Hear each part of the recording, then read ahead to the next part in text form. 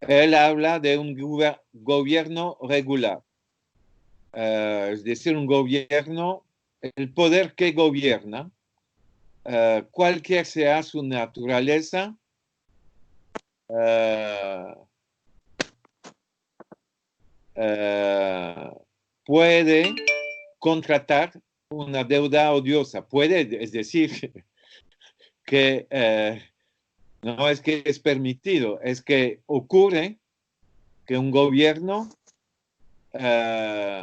acumula una deuda considerada como odiosa. Y entonces, el tema de contraria al pueblo, en la doctrina hay como tres términos que se refiere a esa contradicción con el interés. Habla de una deuda contratada contra el interés de la nación, habla de una deuda contratada contra el pueblo y de una deuda contratada contra el interés del Estado. Bueno, entonces depende de, yo diría, de la ciudadanía y del derecho interno y de la jurisprudencia internacional, decir lo que es contrario al interés del pueblo o de la nación o del Estado. Entonces, eso hace parte de un debate democrático.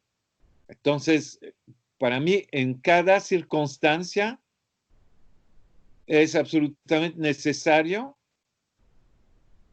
de auditarla para concluir sobre el carácter odioso o no, legítimo o no, legal o ilegal de la deuda reclamada al país. Y entonces, en el caso concreto de Argentina, para mí, si aplicamos la doctrina en el caso concreto, yo diría que de manera evidente la deuda contratada por Mauricio Macri, un gobierno regular, no estamos hablando de una dictadura, es un gobierno regular, pero el gobierno Macri contrató una deuda con el FMI contra el interés de la nación y es también contra el interés del Estado, acumular una deuda, concretamente recibir 44.000 millones de dólares para el uso que hizo Macri con ese dinero, que desembocó sobre una profundización de la crisis, es claramente contrario contra el interés del Estado argentino, de la nación argentina y del pueblo argentino.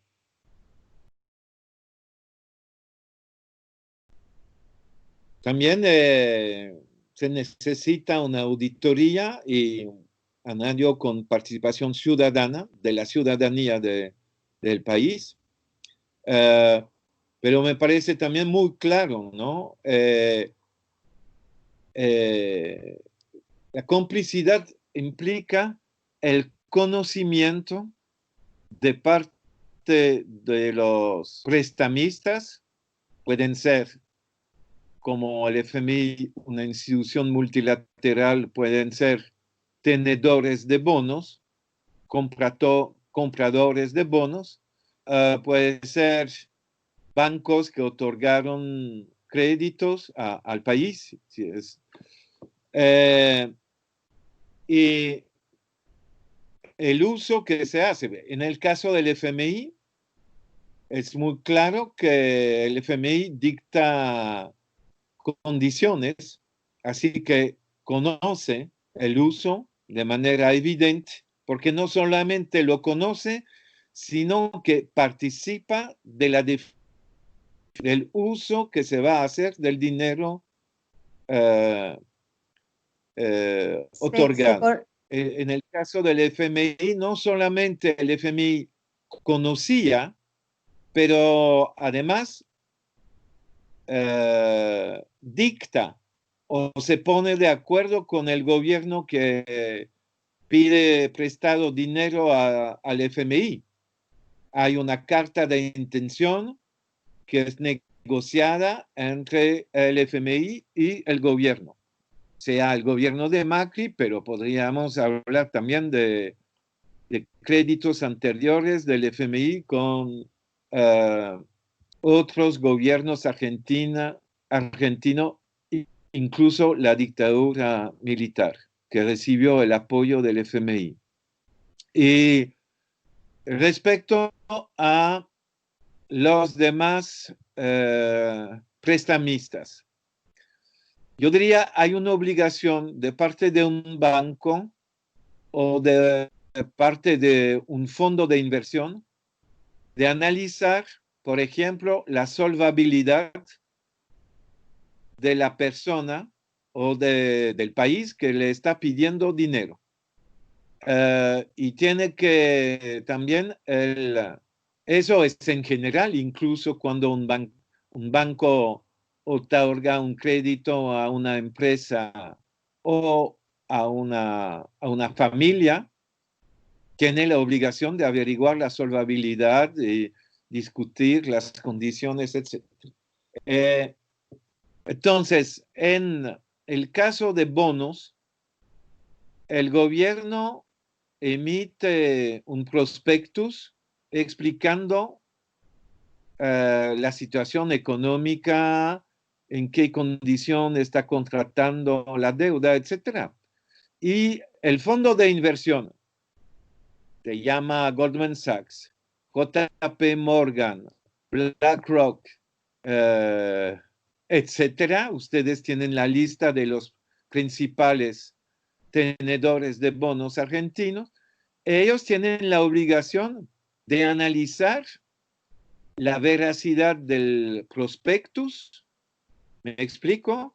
Sí, sí, perfecto. Comprobar lo que se dice de parte del gobierno que está contratando la deuda y la situación real. Es la obligación del prestamista. Y entonces, los que compraron bonos centenario emitido por el gobierno Macri, es evidente que no hicieron el trabajo de análisis seria de prestar a Argentina en las condiciones en las cuales la economía argentina se encontraba a 100 años. Lo ¿Por qué? hicieron porque el rendimiento era de casi 8%. Es por eso que lo compraron. Lo compraron porque eran 8%. Cuando los bonos soberanos de Estados Unidos eran pagados a 2%. Entonces los bancos norteamericanos buscan una ganancia mayor, pero saben perfectamente que si el país propone casi 8%, quiere decir que hay un riesgo. Es claro, porque un país que, por ejemplo, Alemania o Francia o Estados Unidos piden prestado dinero a tasa o negativa o alrededor de menos de 1%, máximo 2%. Un país que pide prestado a 8%, es decir, que hay un riesgo. Entonces los prestamistas tienen que asumir el riesgo que tomaron comprando el bono, y si se demuestra que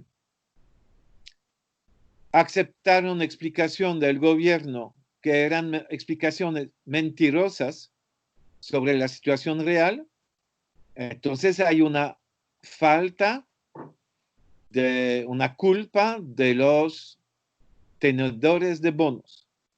Es Bien, fundamental entonces para un Estado poner ante su responsabilidad la responsabilidad del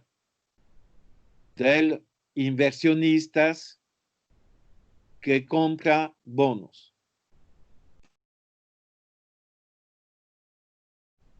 Sí, la doctrina de la deuda odiosa dice que al cambio del gobierno, al cambiar el gobierno, el nuevo gobierno puede negarse a asumir la deuda contratada por el gobierno anterior o el régimen anterior, diciendo, no soy yo que firmó este contrato, ustedes los acreedores compraron estos bonos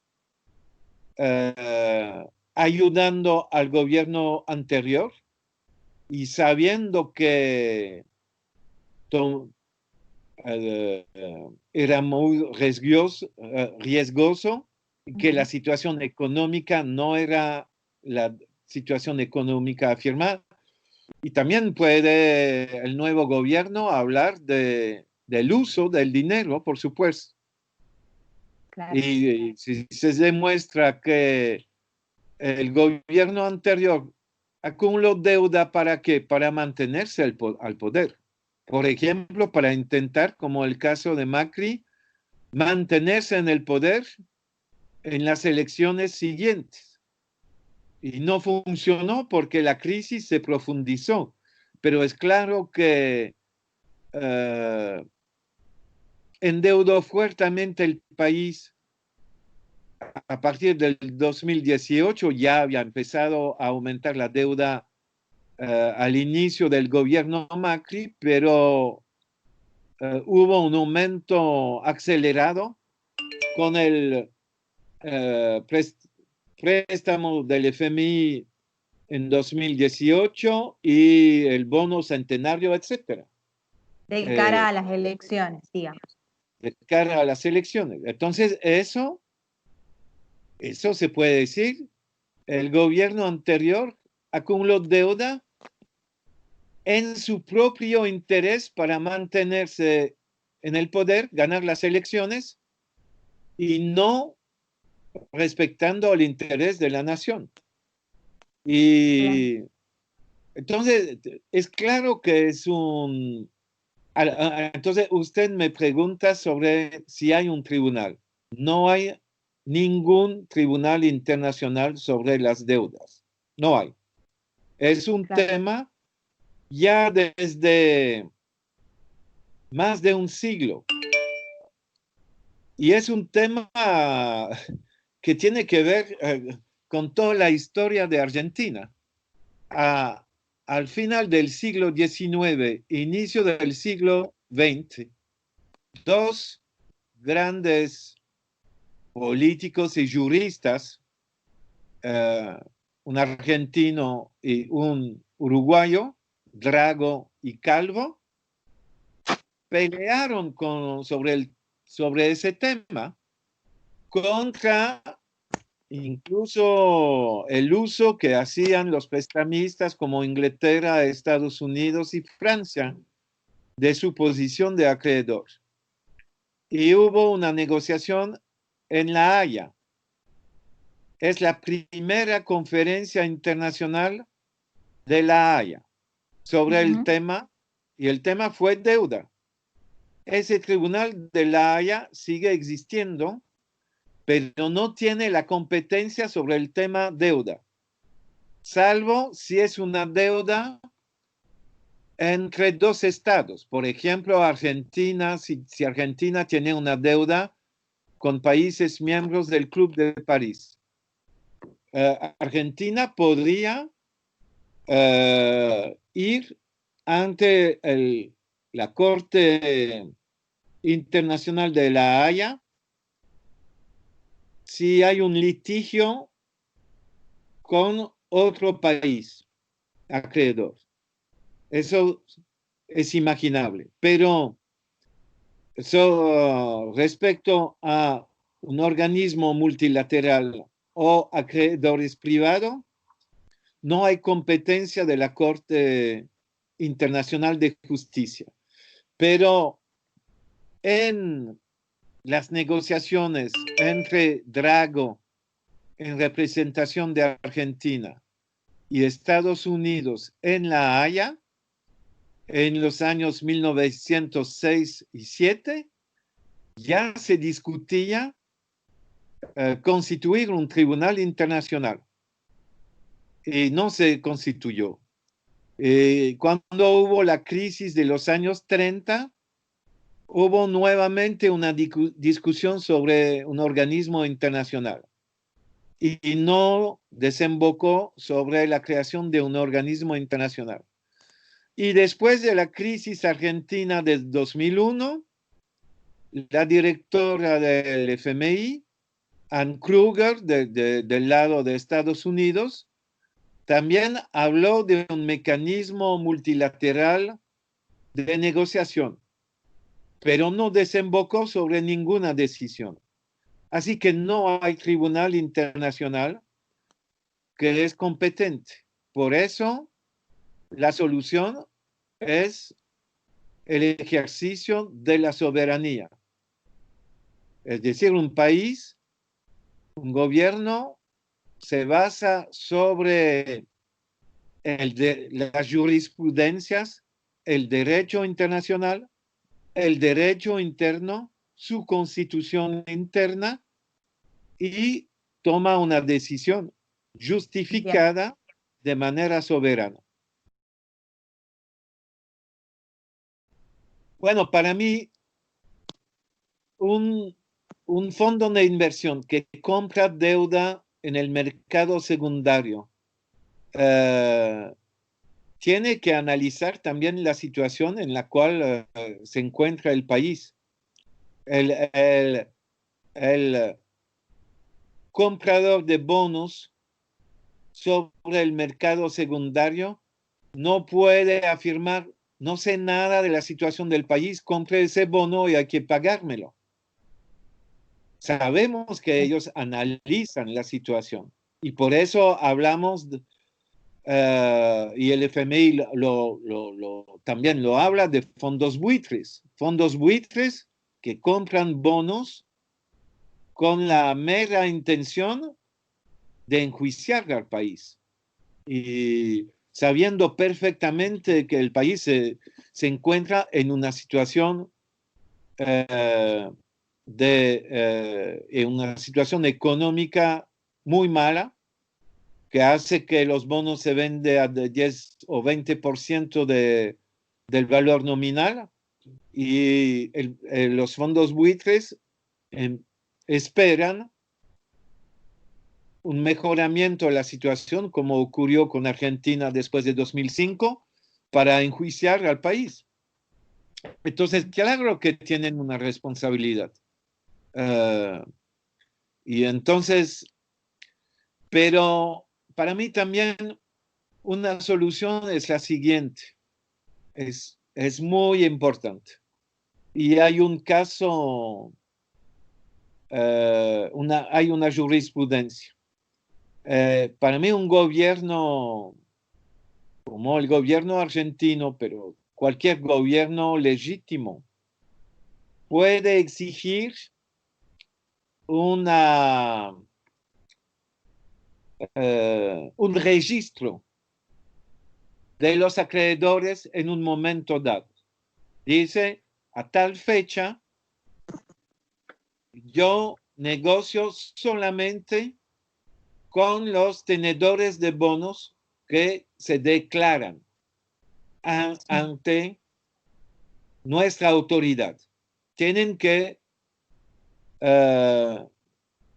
registrarse. Tienen que registrarse ante el consulado de Argentina en Estados Unidos o en Italia o donde reside el tenedor. Se presenta al consulado, se registra y puede haber un control internacional sobre eso. Hay una jurisprudencia. Es el caso México versus sus acreedores, principalmente norteamericanos, en los años 20, 30 del siglo pasado. México llegó a un acuerdo con el cártel de acreedores que estaba presidido por el banco JP Morgan. Era un cártel de banqueros y en el acuerdo es estipulado que todos los tenedores de bonos tienen que registrarse, presentar sus bonos. Y el consulado va a estampillar. ¿Me explico? Sí, sí. El bono. Y el bono entonces no puede más cambiar de mano. Claro. El bono es estampillado y se sabe quién tiene el bono. Porque sobre el bono es un bono al portador. No aparece el nombre del comprador. Es el portador del bono. Entonces, cuando hay una negociación, el país puede decir, señores, entramos en una negociación, ustedes tienen que registrarse y entonces usted me pregunta para determinar la parte odiosa o no. Entonces allí es el tema de la reestructuración de la deuda. O es una reestructuración de alguna manera negociada y puede ser interminable, o un Estado soberano con un gobierno legítimo puede decir, aquí son mis argumentos y esto es mi propuesta. Y la fecha final para entregar los bonos es tal fecha. Si me lo entregan, no solamente es registrarlo, sino si hay una oferta de reestructuración, por ejemplo, diciendo un descuento de 70% del valor nominal, bueno, entonces los que quieren participar tienen que devolver el bono al Estado argentino y entonces aceptar los términos de la reestructuración. Entonces, todo esto implica construir una argumentación fuerte y una correlación de fuerza en favor del deudor frente a los acreedores. Bueno, el gobierno, la verdad pura es que el gobierno realmente no hizo caso a la comisión de auditoría y a la decisión de la presidencia del Parlamento. Oficialmente el gobierno apoyaba y el primer ministro vino a la inauguración de la auditoría el 4 de abril de 2015 y vino también a la presentación de las conclusiones. Es decir, que oficialmente ante el pueblo griego el gobierno apoyaba, pero estaba con otra lógica real de negociación y fue un desastre para Grecia. Para mí el caso griego es el ejemplo de cuando un gobierno no tiene el coraje de realmente enfrentarse a los acreedores, cuáles son las consecuencias. Y las consecuencias actuales es que Grecia, el ratio de deuda pública griega con el Producto Interno Bruto es del 200%. 200. Imagínense la situación actual de Grecia. Es absolutamente tremendo. No hubo ninguna reducción de deuda entre 2015 y 2020. Y para mí es un desastre lo de Grecia. hay una desmoralización en la población, una desilusión. ah, y, y, bueno, es un ejemplo. Para mí, el ejemplo positivo es Ecuador 2007-2008 o Islandia en 2008. Y un ejemplo muy triste es lo de Grecia 2015.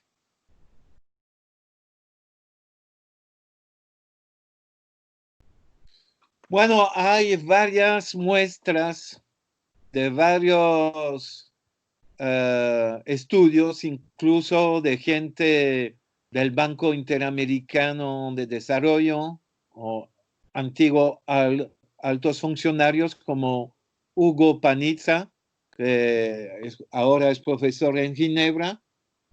Él escribió un estudio, lo publicó en 2011 diciendo la suspensión de pago es el inicio de la recuperación económica.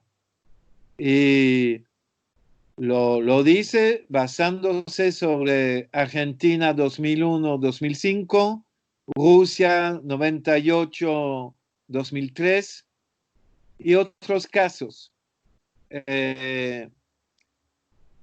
Hay varios estudios que muestran también que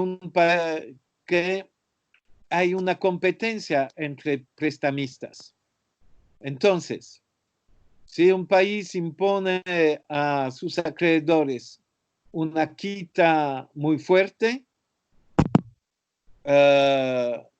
cuando mejora la situación económica, se presentan otros prestamistas potenciales que incluso basan su decisión de otorgar crédito porque mejoró la situación del país, porque se redujo la deuda y aumentó o volvió el crecimiento económico.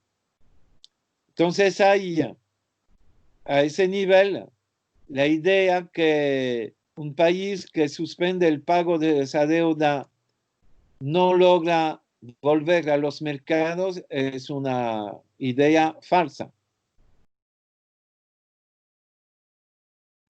Sí, estoy convencido que sí, y que es solamente frente a una decisión muy fuerte basada en argumentos de derecho internacional y de derecho interno, que un país puede tener esa fuerza. Y por eso es muy importante para mí la auditoría, es decir, haber informada como gobierno la ciudadanía, haberla asociada al análisis de las deudas reclamadas para tener la legitimidad en la decisión y el apoyo popular. Entonces, implementando una decisión, lo que implica, por supuesto, confrontación con los acreedores. Pero así es la vida, ¿no? La vida no, la relación entre potencias de dinero y un gobierno no es una historia solamente de una negociación amable, tranquila, es también un juego de fuerza. Y lo digo francamente, no es solamente con el apoyo moral del Papa Francisco o amistosos de otros gobiernos que hacen declaraciones. El gobierno de un país endeudado, si es convencido que tiene el derecho de negarse a pagar, tiene que tomar la decisión fuerte para construir la correlación de fuerza frente a los acreedores. Y por ejemplo, México en los años 20, 30 no pagó deuda hasta el año 43. Y cuando llegó el año 43, fue una anulación del 90% del stock de deuda, tal como era la deuda nominal en el año 1913. Es decir, es un caso muy fuerte, el caso México con sus acreedores. Lo analizo en un libro que se llama El sistema deuda y doy todas las referencias de la negociación. Todo existe en los archivos y me parece que el caso México es un caso interesante para Argentina, porque era una negociación con un cartel de banqueros norteamericanos. Se perdió una oportunidad, pero se puede retomar la iniciativa, porque Sí. el argumento puede ser, bueno, habíamos esperado la generosidad, la comprensión, etcétera, pero estamos ahora enfrentando una segunda ola de la epidemia a nivel de las Américas, es evidente, y en estas circunstancias donde la epidemia no está bajo un control suficiente, al contrario, tenemos que tomar medidas de urgencia, comprar incluso equipos para enfrentar una nueva extensión de la epidemia y tenemos que priorizar entonces la salud de nuestro pueblo. Y entonces tal decisión de impago es independiente de la naturaleza odiosa o no de la deuda. Es Bien. el tema de estado de necesidad, fuerza mayor, cambio fundamental de circunstancias. En lo inmediato, la situación va a ser peor, porque los estados están aumentando muchísimo la deuda pública. En Europa es evidente. En mi país, Bélgica, antes de la epidemia, el ratio deuda pública PIB era del 100% y oficialmente va a pasar a 120% a final del año. Lo mismo con Francia. Italia va a llegar a 150% el ratio. Deuda pública italiana con Producto Bruto Interno de Italia. Entonces, la situación de países del sur como Argentina o Brasil, África del Sur también, se está empeorando.